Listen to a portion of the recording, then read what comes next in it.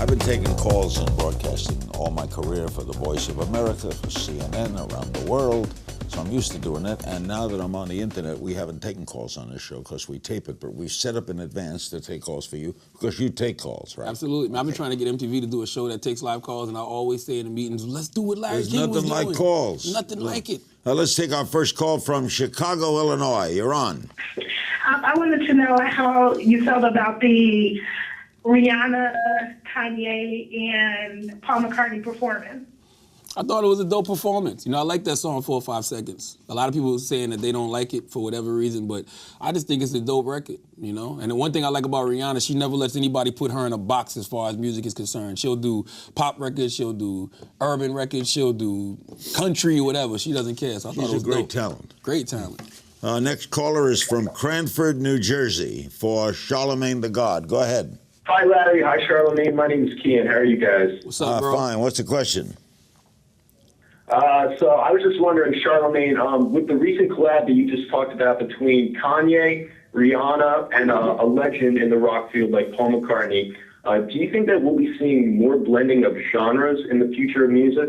Good question. I mean, it's been going on for a while. I mean, you think about the Aerosmith, Run DMC collaborations. You think of Nelly and Tim McGraw. Like, I think it's been going on for a long time. But I think hip-hop has to not be afraid to step outside of the box and do those kind of collaborations. And I think, you know, artists like the legends like Paul McCartney and them can't be afraid of hip-hop. How about Tony Bennett?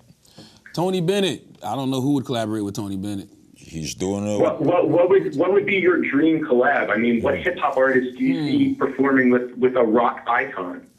A dream collab. I don't know. That's a good question. I mean, like, you know, all my I like Nirvana growing up, but Kurt Cobain is no longer with us, so I don't know. I don't know. I mean, you could still have Dave Grohl doing some stuff. He's still active in the music scene with the Foo Fighters. Yeah. All right. Thanks for the call. He's still hanging tough. He's tough with Crawford. The next caller is from Aurora, Illinois. Hello? Yeah, go ahead. Hi, wow. Can't believe this. Well, first off, Mr. King, I want to thank you for giving me this opportunity to speak. Charlamagne, the production team, they're awesome. They really gave me this opportunity. I really can't believe it. Charlamagne. Yes, sir. Oh, my goodness. Where do I begin? We'll begin with a question. We can do that.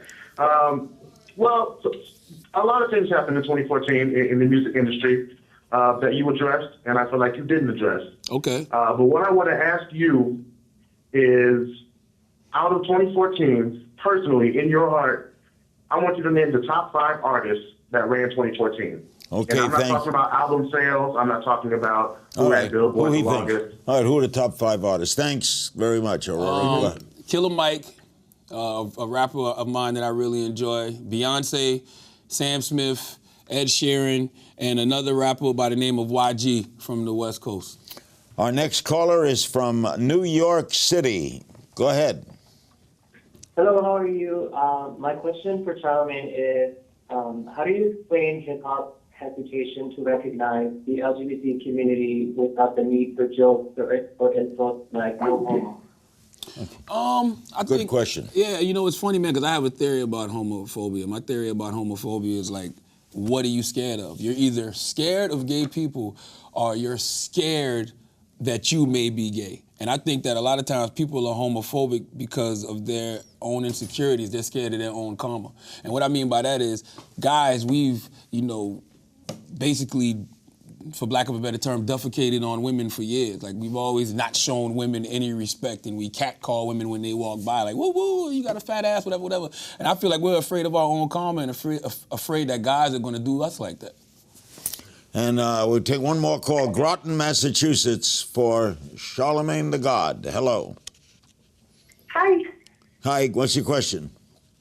My question is, what's your measure of success? Are you more concerned with being well-liked or having good ratings? Oh, man, honestly, neither. You know, my measure of success is just, you know, being able to be in a position to help, you know, be in a position to, you know, help other people fulfill their dreams, or being in a position to help my family or my friends. You know, I'm just happy to be here. Like, I didn't go to college. You know, all I got is a high school degree. I grew up on a dirt road in Mounts Corner, South Carolina. I sold crack. I used to work at Taco Bell. Like, now I'm getting interviewed by Larry King. I'm good. By the way, when I grew up, I always wanted When I die, I'm a trend on Twitter. I always wanted to be in broadcasting, and my heroes were like Arthur Godfrey, Red Barber, Mike Wallace. Who were yours? Oh, man, Howard Stern, Petey Green, Wendy Williams, you know, guys like yourself, Bill O'Reilly, Rush Limbaugh. And, you know, people always, when I say Bill O'Reilly, Rush Limbaugh. I mean, only because they're entertaining. I don't necessarily have to agree with what they do, but them as personalities, they're entertaining personalities. They're polarizing. Watch new episodes of Larry King Now Monday, Wednesday, and Friday on demand on Aura TV and Hulu.